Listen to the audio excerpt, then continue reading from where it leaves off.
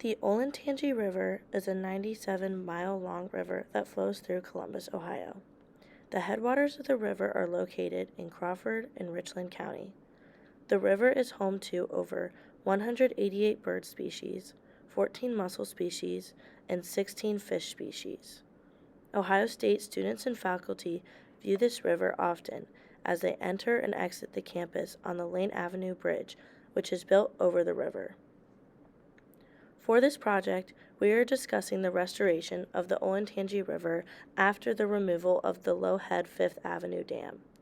The Fifth Avenue Dam was constructed in 1935 to provide cooling water for the Ohio State Power Plant. However, they found other water sources to use instead, so the dam was not needed anymore. Additionally, the Fifth Avenue Dam caused major problems in the Olentangy River. The dam altered the river morphology to be more similar to a lake environment, which disrupted nutrient flow, migration of aquatic species, and transportation of bedload materials. Bedload materials include sand and rocks, which are transported down a river through a stream system of riffles, pools, and runs. The implementation of the dam disrupted the system of riffles, pools, and runs, and consequently reduced natural transport of bedload materials. For the ideal aquatic river ecosystem, regular nutrient flow is steady and consistent. The Fifth Avenue Dam disrupted this flow by bounding the nutrients upstream, therefore stopping it from flowing down the river.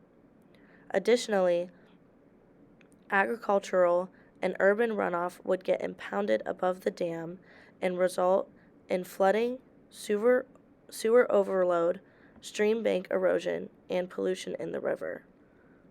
All of these effects are extremely harmful to river health and aquatic life. These effects, especially stream bank erosion, reduce aquatic wildlife habitat structure, which in turn decreases biodiversity.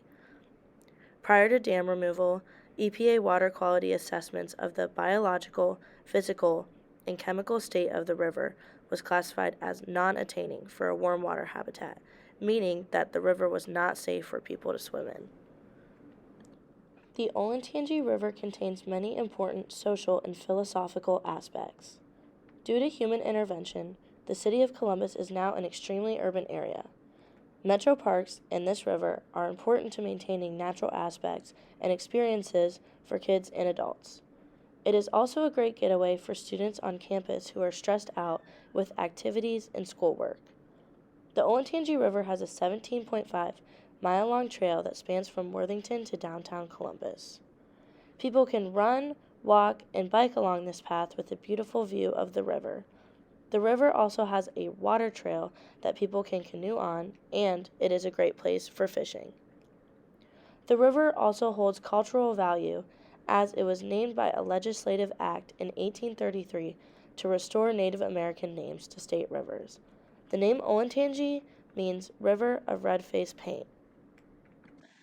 Friends of the Lower Olentangy Watershed were the organization that recommended the removal of the dam. The removal was expected to lead to the better appearance and health of the Olentangy River. After examining physical, chemical, and biological characteristics, water quality studies showed that the river did not meet aquatic use standards for a modified warm water habitat. The dam was removed in August 2012. In this process, pool levels were reduced above the Fifth Avenue Dam, and there was construction of the 3 shoreline wetlands on the western bank and the 4th wetland on the eastern shore.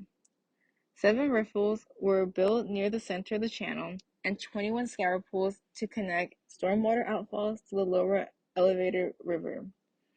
After construction and the water levels reduced, the muddy banks that were left over were planted with grass, and further up the bank, native plants were planted for shade, which help regulate the water temperature and provide food for the wildlife.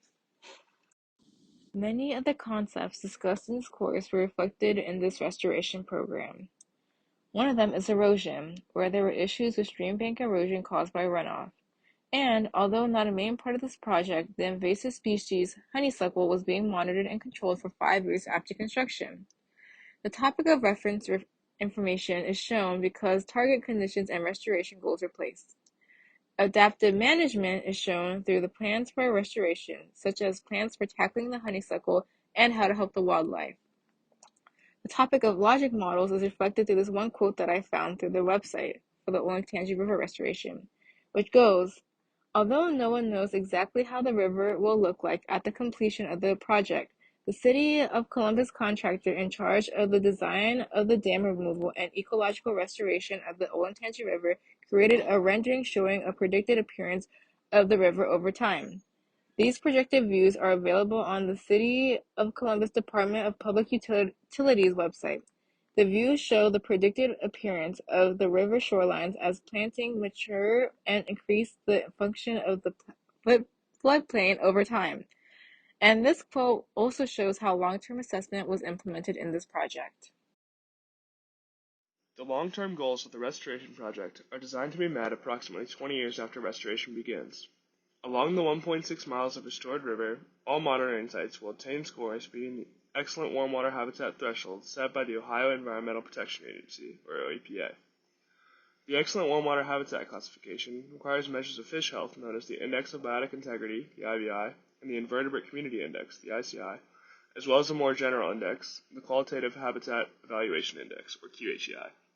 9.7 acres of healthy and resilient wetlands across 4 sites will be established to improve ecosystem health and ecologic function. To promote the meeting of these goals, standards are established for 5 years into the project. In achieving the creation of a healthy and resilient wetland, native vegetation should dominate the site with at least 80% native herbaceous and woody ground cover and a maximum of 5% invasive cover in riparian and wetland areas. Year-to-year tree survival rates should be at least 95% to ensure native coverage will at least be maintained if not rise. All 9.7 acres of wetland should be classified as Category 2 according to an Ohio Rapid Assessment Measure within this time frame. Stream monitoring sites should provide IBI, ICI, and QHEI scores achieving the warm water habitat designation provided by the OEPA. Short-term indicators of success are the stream having desired channel characteristics, the banks being altered to allow wetland establishment, and distinct improvement in several different measures 2 years post-restoration. IBI, ICI, and QHEI scores should all show an increase from pre-restoration measurements and will ideally meet the warm water habitat designation rather than the modified warm water habitat designation given prior to restoration. To ensure the restored stream has the desired ecological capacity, a stream geomorphological survey of the restored river area will be performed. The survey will include a plan view, bed profile, cross-sectional analysis, and D50 pebble size at analysis sites along the restored stream. The survey should demonstrate the channel meets the classification standards of a C4 channel according to the Rosgen Channel Classification System, which is necessary for wetland ecology to develop as desired and restoration goals to be met. An adaptive management approach is essential for this project. As already seen in the 8 years since restoration began, there are several anthropogenic factors that limit the growth of the wetlands, especially at the original dam site. Traversing directly over the wetland is a portion of the State Route 315 overpass, which has shaded out plants in the area, limiting wetland vegetation growth.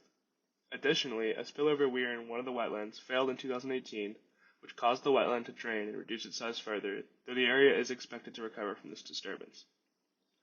It is imperative to reassess the goals of the project to determine if it is worth the cost to find a solution to this problem or be satisfied with what is already there. There is no room to expand the wetlands to make up for the shaded region, as the area is bordered by roads on 3 sides and the river on the other. In order to reach the wetland acreage goals of the restoration project, new plantings must be made of shade-tolerant species that can perform the wetland functions without dominating the current species. Another aspect of management that requires an adaptive approach is the native woody vegetation cover. Native cover fell well short of the 80% target after 5 years, making up at most 20% in any region sampled. Invasive species cover has broken the 5% threshold in all wetland areas and must be managed to restore desired levels. Success of the project will require a new management approach to improve native woody vegetation cover in the wetland and riparian areas and reduce the cover of invasive species. In conclusion, the removal of the Fifth Avenue Dam was a great start for the restoration of the Olentangy River. However, the project still has a long way to go in order to restore the river's ecosystem. The restoration of this river will continue through Olentangy's adaptive management plan and short, medium, and long-term goals.